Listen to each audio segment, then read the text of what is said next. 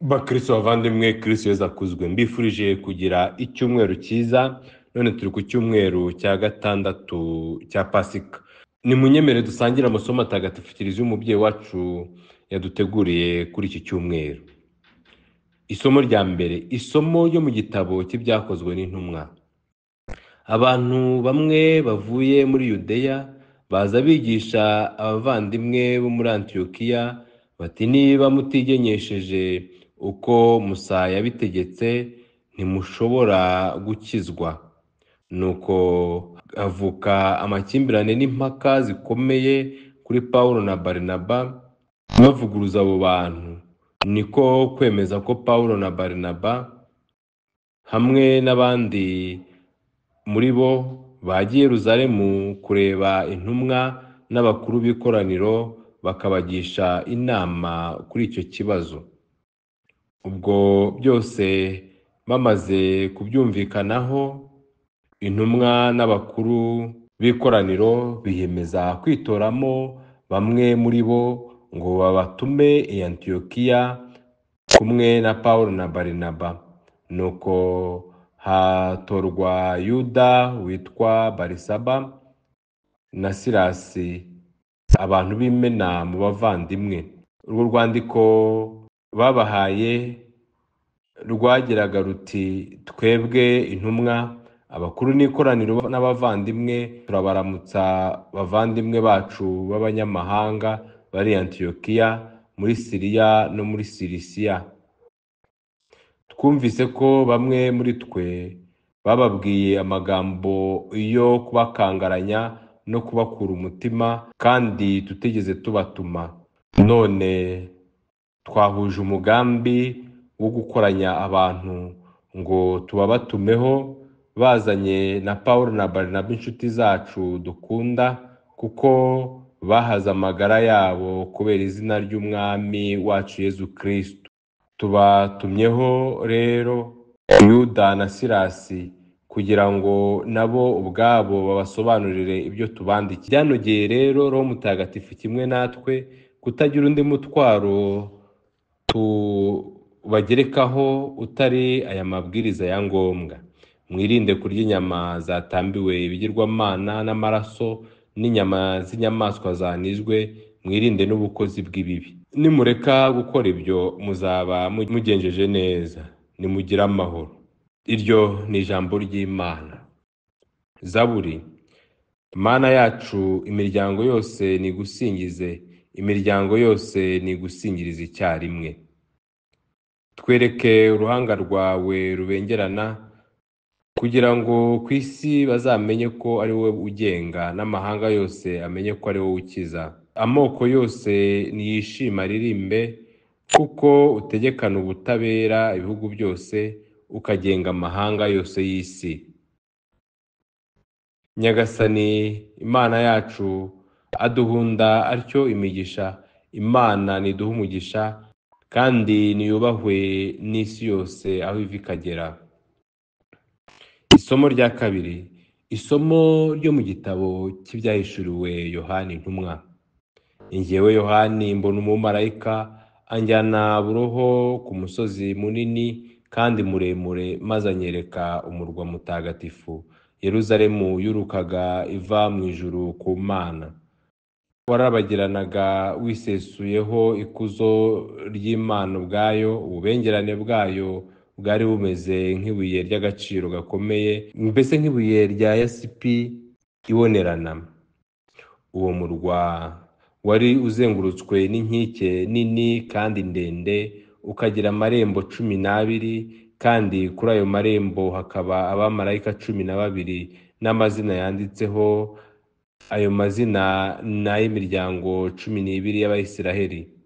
Mu burasirazuba hari amarembo 3, mu majyaruguru amarembo 3, mu majyepfo amarembo 3, no mu burengerazuba amarembo 3.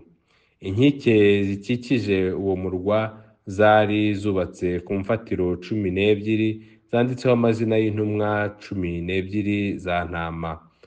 Ariko rero nta ngoro nabonye muri uwo murwa, kuko ingoro yawo ari Nyagasani nyirizina, Imana ishobora byose hamwe na ntama. Uwo murwa ntukeneye izuba cyangwa ukwezi kugira ngo biwumurikire, kuko umurikirwa n'ikuzo ry'Imana, kandi na ntama akaba urumuri rwawo.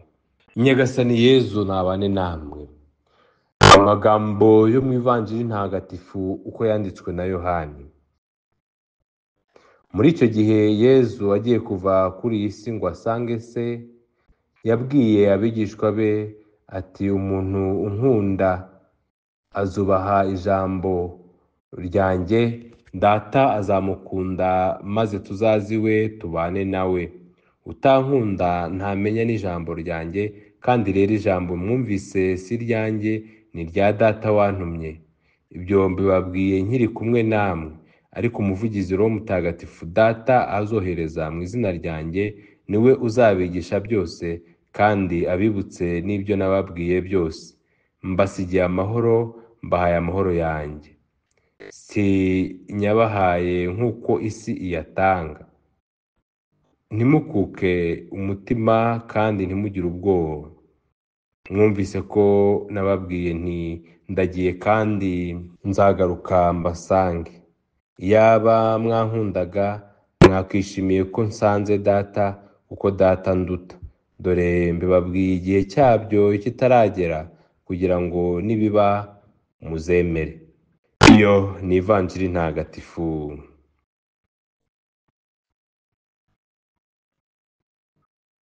Bakristo bavandimwe, amasomo matagatifu tumaze kumva aragaruka ku mukiro ureba abantu bose. Mu isomo rya mbere twumvise ko uwo mukiro ugaragarira mu cyemezo cyafashwe n'intumwa mu byo twita inama ya mbere y'i Yerusalemu.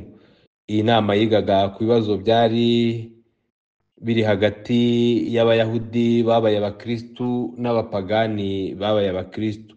Ugasanga Abayahudi bifuza ko bakora nkabo, bakaba nkabo, ndetse bagakurikiza ibyabo nk'aho ari byo bitanga umukiro. Isomo rya kabiri riratwibutsa ntama w'Imana n'ikuzo ry'Imana bishushanya ingoro yayo ariyo Kiliziya.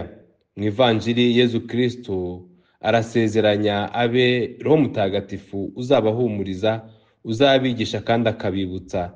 Roho Mutagatifu nk'ikimenyetso cy'ubumwe, amahoro n'urukundo. Isomo rya mbere riragaruka ku bijyanye n'imigenzo yashoboraga gusa nk'aho itesheje agaciro ukwemera abantu bari bafitiye Kristo. Mu by'ukuri guhinduka bishingiye ku migenzo, ku makimbirane no kutumvikana hagati y'Abayahudi ntabwo byari gufasha Abakristo bose gutera imbere mu kwemera kwabo no kukwakira umukiro bahawe na Yezu Kristo ubwe. Nyuma y'inama, bayobowe na Roho Mutagatifu, intumwa ndetse n'abo zatumye zagaragaje icy'ingenzi kugira ngo abantu bakizwe, ko ari ukwemera no kwirinda ibikorwa bibi, bagakurikiza imigenzo myiza nyobokamana. Isomo rya kabiri riratugaragariza umutsindo wa ntama n'ikuzo ry'Imana byigaragariza hose. Iryo somo riradufasha kumva Kiliziya igomba kuba ishusho y'Ubumana, igomba kuba icyemezo cy'ubutagatifu bwayo.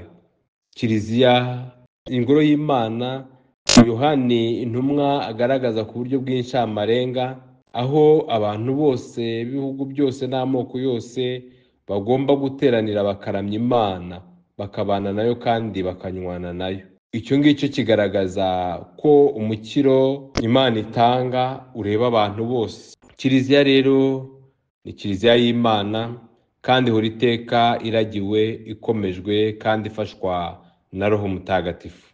Mu Ivanjiri Yezu arasezeranya abe umuvugizi. Icyo Roho Mutagatifu akora ni ukutwigisha no kutwibutsa ibyo Yezu yatubwiye kandi yakoze, akabiha icyerekezo nyacyo, akadufasha kumva ko ari ishingiro ry'umukiro wacu. Roho Mutagatifu rero niwe udufasha kumva neza Yezu no kumva ibyo yakoze, tukumva ko ari umucunguzi w'abantu bose, tukumva ko yaje azanywe no gutanga amahoro nk'impano ikomeye aha abe, kandi ayo mahoro akabageza ku mukiro.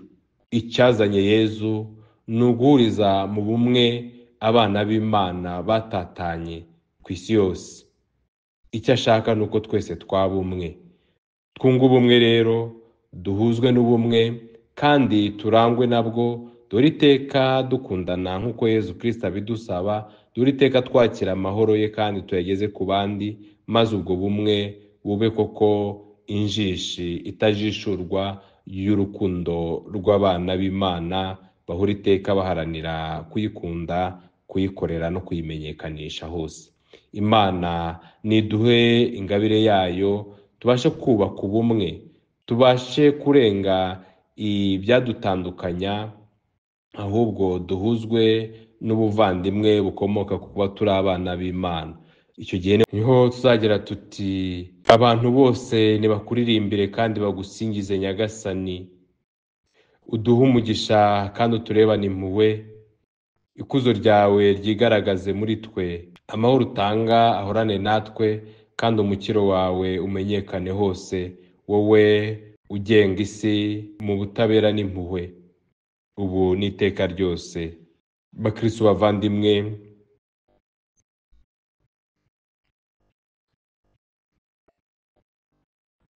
Imana nikomeze ibagirire neza kandi baha amahoro yayo. Nyagasani Yezu nabane namwe.